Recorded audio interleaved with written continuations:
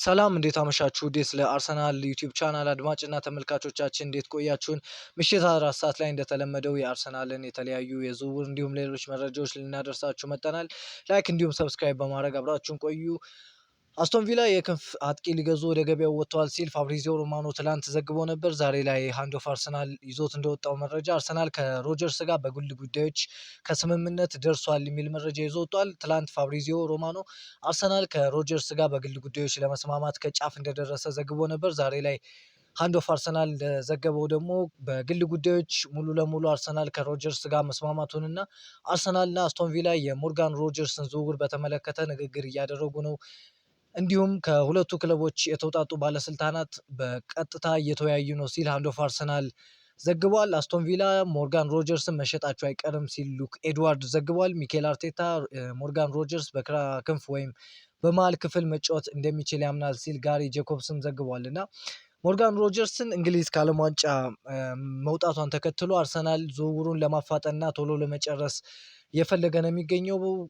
የክሪስቶስ ዞሊስን ዝውውር ከጨረሰ በኋላ ክለባችን ሁለተኛውን ዝውውር ለመጨረስ አሁን ላይ በደንብ ጠንክሮ እየሰራ ነው የሚገኘው። ጋሪ ጄኮብስም እንደገለጸው አርቴታ በግራ ክንፍ ወይም በመሃል አጥቂ እንዲሁም እንደ 10 ቁጥር አይነት ሚናን ይዞ ሊጫወት እንደሚችል በተለያዩ ቦታዎች ላይ መጫወት የሚችል ጥሩ ቨርሲታይል የሆነ ተጫዋች እንደሆነ ነው የዘገበው እና ሚኬል አርቴታም እንደዚህ አይነት ተጫዋቾችን በጣም ይፈልጋል። በተለይ እንግሊዝ በአርጀንቲና ተሸንፋ በወጣችበት ጨዋታ ላይ በቀኝ ክንፍ ሲጫወት ነበርና ይህን ያክል የተለየ ጥሩ እንቅስቃሴ ባያሳይም አንድ አሲስት ማድረግ ችሏል። ነገር ግን አሁንም ቢሆን በዛ ቦታ ላይ መጫወት የሚችል አማራጭ ሊሆን ይችላል። ምናልባት ቡካዮ ሳካ የሚጎዳ ከሆነ እንዲሁም በኖኒ ማዱዌኬ ላይ ያለው እምነት ሚኬል አርቴታ ሙሉ ለሙሉ እንዳልሆነ ይታወቃል እና እንደ አማራጭ ብዙ ቦታዎች ላይ ሸፍኖ መጫወት የሚችል ተጫዋች ስለሆነ አርቴታ እየፈለገው ይገኛል እና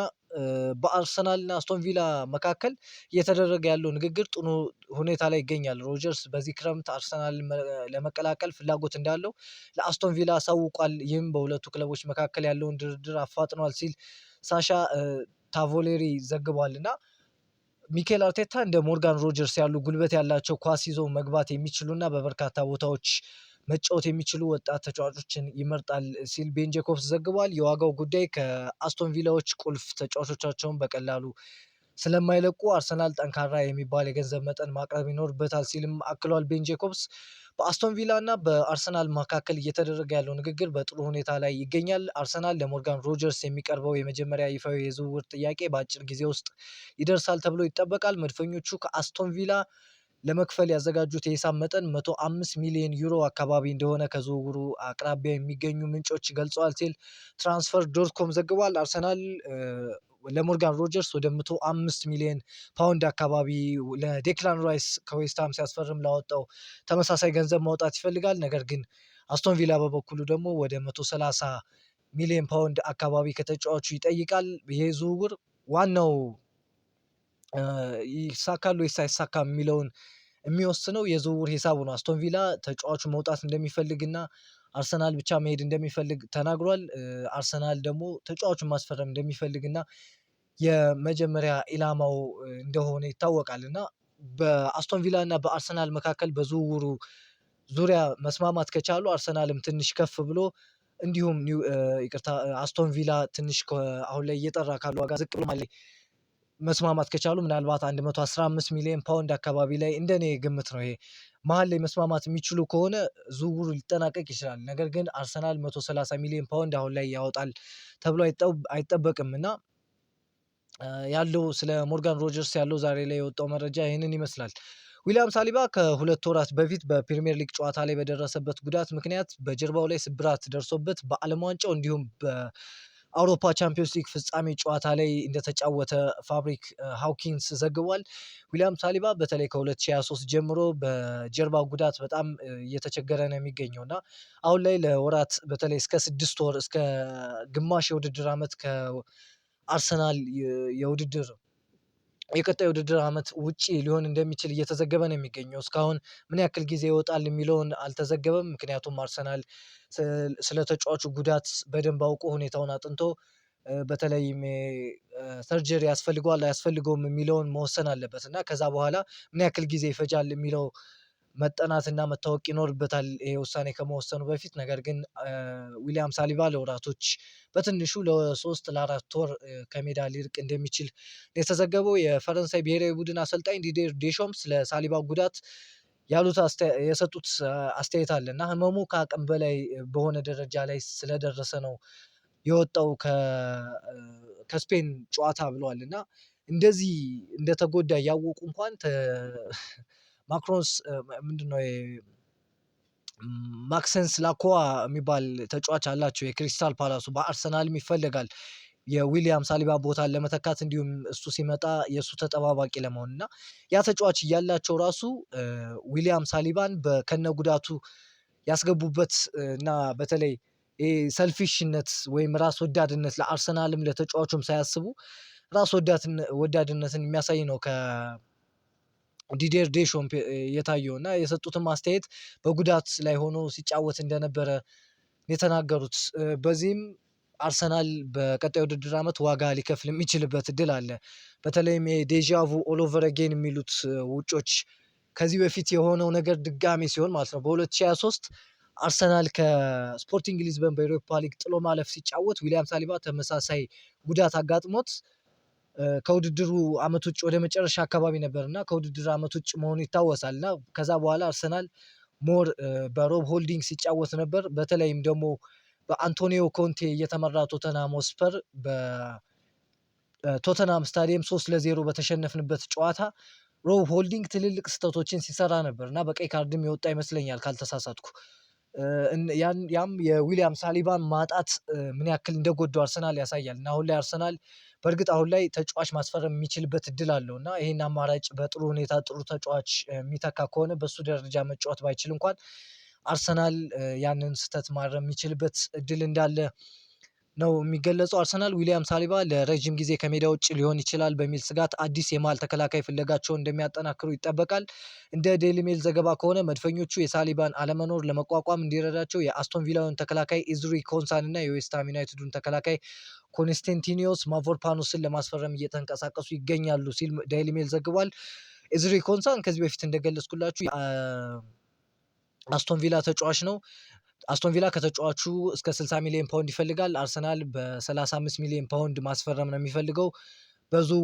በዝውውሩ ሂሳብ ላይ ብዙ ልዩነት አለ። በኮንስታንቲኖስ ማቮርፓኖስ ለማስፈረም ይፈልጋል የሚለው መረጃ ደግሞ በቀድሞ የክለባችን ተጫዋች የነበሩ ኮንስታንቲኖስ ማቮርፓኖስ በዚህ ሰዓት በዌስትሃም ዩናይትድ ይገኛል እና በሻምፒዮንሺፑ መውረዱን ተከትሎ አርሰናል ተጫዋቹን ለማስፈረም ከፈለገ ጥሩ ድል እንደሆነ ነው የሚታወቀው። ምክንያቱም ዌስትሃም ዩናይትድ መውረዱን ተከትሎ ተጫዋቹን በአነስ ባለ ዋጋ ማስፈረም የሚችልበት እድል አለ።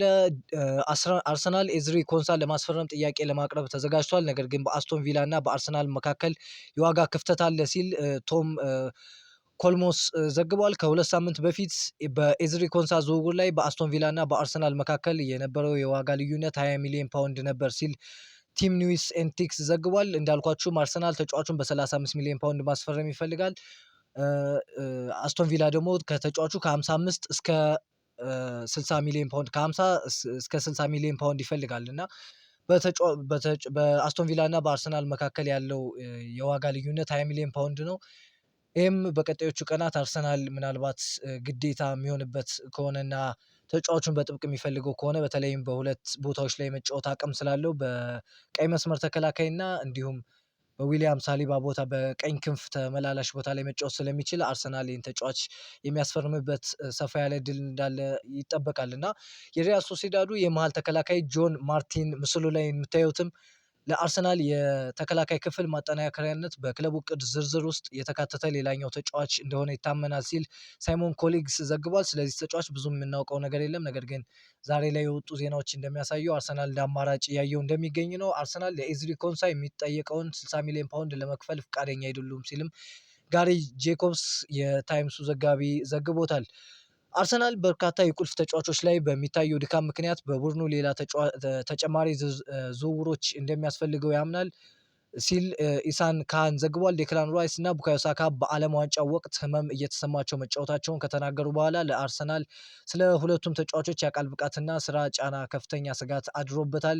ቅዳሜ ዕለት ከፈረንሳይ ጋር ለሚደረገው የሶስተኛ ደረጃ ጨዋታ በኋላ ከዴክላን ራይስ እና ቡካዮ ሳካ ረዘም ያለ እረፍት ጊዜ እንደሚያገኙ ይጠበቃል ሲል አሮንስ ዘግቧል። ራይስ በአርሰናል ልምምድ ከመጀመሩ በፊት ከሰኞ ጀምሮ የ4 ሳምንት እረፍት መውሰድ አለበት ሲል ዳረን አርሰናል ዘግቧል እና ዴክላን ራይስ እንዲሁም ቡካዮ ሳካ በጉዳት ላይ ሆነው ለእንግሊዝ እያገለገሉ ይገኛሉ። ቅዳሜም እንግሊዝ ከፈረንሳይ ሶስተኛ ደረጃን ይዞ ለማጠናቀቅ ከምታደርገው ጨዋታ በኋላ ዴክላን ራይስ ወደ አርሰናል ተመልሶ ያለውን ጉዳት እንዲሁም ቡካዮ ሳካ ታይቶ ምናልባት ተጫዋች ማስፈረም የሚያስፈልግበት ሁኔታ ካለ ሌሎች አማራጮች የሚታዩ ይሆናሉ። በተለይ ብሩኖ ጊማሬሽም የዛ አማራጭ ነው እና አርሰናል በዚህ ዝውውር በሰፊው የሚገፋበት ሁኔታ ነው ያለው። አርሰናል የሐምሌ ወር ስራ የሚበዛበት ወቅት ይሆናል። የሰኔ ወር ጸጥ ያለ ነበር። አርሰናል የፕሪሚየር ሊግ ሻምፒዮን እና የሻምፒዮንስ ሊጉ ፍጻሜ ተፋላሚ በመሆኑ ለሁሉም ነገር ዝግጅት ለማድረግ ጊዜ መውሰድ ፈልጎ ነበር። አርሰናል እጅግ በጣም ጠንካራ ስራ የሚበዛበት ጊዜ ይጠብቀዋል ሲል ፋብሪዚዮ ሮማኖ ዘግቧል። ስለ ብሩኖ ጊማሬሽ ትላንት ዘ አትሌቲክስ ይዞት የወጣው መረጃ አርሰናል ብሩኖ ጊማሬሽን ለማስፈረም ከኒውካስትል ጋር በይፋ ንግግር ጀምሯል የሚል ነበር። ኒውካስትል ከዩኤፋ ጋር ከደረሰው ስምምነት አንጻር ወደፊት በሚኖሩት የዝውውር መስኮቶች በሙሉ አዳዲስ ተጫዋቾችን ለማስፈረም በመጀመሪያ የራሱን ተጫዋቾች ለመሸጥ ይገደዳል ሲል ሉክ ኤድዋርድስ ዘግቧል። አርሰናል በሚቀጥሉት ሳምንታት ውስጥ ለኒውካስትል ይፋዊ ጥያቄ እንደሚያቀርቡ ይጠበቃል ሲልም ቢን ጄኮብስ ዘግቧል። ስለ ብሩኖ ጊማሬሽ ዛሬ ላይ ብዙ መረጃዎች አልወጡም። እነዚህን ይመስላሉ። በሌላ ዜና በዚህ የዝውውር መስኮት ለመጀመሪያ ጊዜ ባርሴሎናዎች ሁሊያን አልቫሬዝን ሊቀላቀላቸው እንደማይችል አምነው ለመቀበል እየጀመሩ ነው ሲል ትላንት ፋብሪዚዮ ሮማኖ ዘግቧል። ይቅርታ ዛሬ አርሰናል የሁሊያን አልቫሬዝን ሁኔታ ገለልተኛ ሆኖ እየተከታተሉ ነው። በባርሴሎና እና አትሌቲኮ መካከል ከስምምነት መድረስ ካልተቻለ አርሰናል አማራጭ ሊሆን ይችላል። አሁን ላይ ሳይሆን በመጪዎቹ ሳምንታት ትኩረት ሊሰጠው የሚገባ ጉዳይ ነው ሲል ፋብሪዚዮ ሮማኖ ዘግቧል። የባርሳው ፕሬዚዳንት ላፖርታ ለጁሊያን አልቫሬዝ ጥያቄ አቅርበናል፣ ውሳኔው የአትሌቲኮ ማድሪድ ነው በማለት ሀሳባቸውን ሰጥቷል። ይህ በጣም ጥሩ ጥያቄ ቢሆንም ለዘላለም የሚቆይ አይደለም። ፍሊክ እና ዴኮ ጁሊያንን ይፈልጋሉ፣ ነገር ግን አትሌቲኮ ካልተቀበለው አማራጭ መንገዶችን እንመለከታለን። የአትሌቲኮ ማድሪዱ ፕሬዚዳንት ሚጌል አንሄል ደግሞ አስተያየታቸውን ሰጥተዋል እና አትሌቲኮ ማድሪድ ለሁሊያን አልቫሬስ ትክክለኛው ቦታ ስለመሆኑ ምንም ጥርጣሬ የለኝም። ሁሊያን ለአትሌቲኮ ማድሪድ ትክክለኛው አጥቂ ነው። እሱን ማቆየት እንፈልጋለን። እሱን ለማዛወር ፈቃደኛ አይደለንም። የ100 ሚሊዮን ዩሮ ጥያቄ አልተቀበልንም። በ150ም ሆነ በ200 ሚሊዮን ዩሮ ጥያቄ ቢመጣም አንቀበልም ሲል አስተያየታቸውን ሰጥተዋል እና የአትሌቲኮ ማድሪድ ዋና ስራ አስፈጻሚ ጌል ከላፖርታ ጋር በግል ተነጋግሬያለሁ፣ እንዲህም ተብያለሁ፣ እባክህ ይህንን ጉዳይ ተው፣ ጁሊያን አልቫሬዝ መሸጥ አንፈልግም፣ አንሸጠውም፣ መጫንህን አቁም። ነገር ግን ይህ ጉዳይ የሚያራዝሙ በከፊል ስለሚወደው ነው። እሱ ቀልደኛና ከደጋፊዎች እንዲሁም ከሚዲያ ጋር ያለውን ግንኙነት ጠብቆ ማቆየት የሚወድ ሰው ነው ሲል አስተያየቱን ሰጥቷል እና ሁሊያን አልቫሬዝ በእርግጠኝነት ሊወጣ የሚችልበት ሰፋ ያለ እድል አለ። የትኛውም ሰው ስለ ዝውውሩ እርግጠኛ ሳይሆን ወጥቶ ይህ ተጫዋች ከክለባችን ይወጣል ብሎ እንደማይዘግብ ነው እና የተለመደ ነገር ነው። ቴሪ ሆንሪ ስለ ሊያንድሮ ትሮሳርድ የሰጡ አስተያየት አለ። የሚያሳዝን ነገር ነው። ትሮሳርድ ሁሉም አሰልጣኝ ሊኖረው የሚመኙ አይነት ተጫዋች ነው። ያለ ምንም ቅሬታ ሁልጊዜ ዝግጁ ሆኖ ይጠባበቅ ነበር። ቋሚም ሆኖ ቢጀምር ወይም ከተጠባባቂ ቢነሳ ጨዋታውን መቀየር አቅም ነበረው። ካስቆጠራቸው ግቦች በላይ ብልሃቱ፣ እንቅስቃሴውና መረጋጋቱ ከዋጋ በላይ የሆነ ተጫዋች አድርገውታል። ያን ሁሉ ለአርሰናል ከሰጠ በኋላ በኩራት ነው ክለቡን የሚለየው። ቤሺክታሽ መልካሙን ሁሉ እመኝለታለሁ። አርሰናል ከሚያስቡት በላይ ይናፍቀዋል ሲል አስተያየቱን ሰጥቷል። ክሪስቶስ ዞሊስ ከክለብ ብሩጅ ጋር ከሄረንሺ ጋር ለሚያደርገው የወዳጅነት ጨዋታ ከስብስብ ውጭ ተደርጓል ሲል ዲሚትሪቭ ማናኮስ ዘግቧል። ተጫዋቹ በአርሰናል የሕክምና ምርመራውን ለማድረግ በዚህ ሳምንት መጨረሻ ወደ ለንደን ይጓዛል ሲልም አክሏል። እሁድ ወይም ሰኞ ዝውውሩ እንደሚያልቅ ይጠበቃል። ክሪስቶስ ዞሊስ ለቅርብ ጓደኛው ህልሜ እውን ሆኗል እንዳለ ተነግሯል እና ክሪስቶስ ዞሊስ ወደ አርሰናል ከተዘዋወረ በኋላ ደስታውን ለቅርብ ጓደኛው እንዳካፈለ ተገልጿል። ምን ያህል እንደተደሰትኩ በቃላት መግለጽ አልችልም። ይህ እኔ ስጫወትበት ለማየት ስመኘው የነበርኩት ክለብ ነው። በመጨረሻም ህልሜ እውን ሆኗል።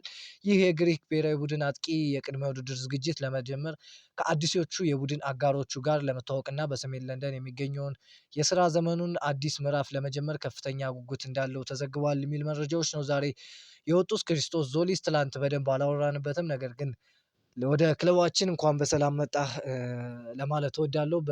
አርሰናል ደጋፊዎች ስም እናንተም ያላችሁን ሀሳብ አስተያየት እስኪ ስለ ዛሬ ዝውውር ኮሜንት ጋር አስቀምጡልኝ። ለዛሬ የወጡ መረጃዎች እነዚህን ይመስላሉ። በሚቀጥሉት ቀናት የሚወጡ አዳዲስ መረጃዎችን እየተከታተልን ለእናንተ የምናደርስ ይሆናል። አብራችሁን ስለቆያችሁ እናመሰግናለን። ምሽታችሁ የሰላም ይሁን። ነገ እንገናኛለን። ደህና ደሩልኝ። ቻው